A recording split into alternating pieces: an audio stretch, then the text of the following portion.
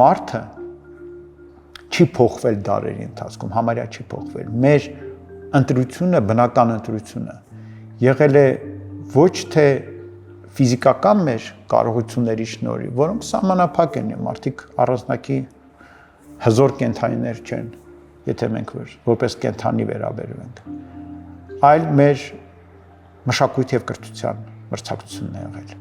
Եվ այն հասարակությունը, որոնք կորցնում են այդ կորիզը կրթության, որը ռացիոնալ չի, որը բացարձակ իրացիոնալ է իրականում, որը հիմնված է զուտ մարդկային ձգտման վրա լինել խելացի, գիտակցել, հասկանալ, պատկերացնել, ընկալել, խորանալ, առանց որևէ ռացիոնալ իմաստի, առանց որևէ անմիջական արդյունքի։ Եթե մենք դա կորցրեցինք, մենք մեզ կկորցնենք, մենք մեզ կորցնենք որպես ազգ, մենք մեզ կորցնենք որպես մարդիկ եւ մենք կդառնանք մեզ համար անիմաստ։ Այնպես որ եկեք վերստին գիտակցենք, որ ամեն ինչը սկսում է մարդուց, այլ ոչ թե վերջանում է մարդով։ Մենք ոչ թե ծառայեցնում ենք ամեն ինչը մարդուն,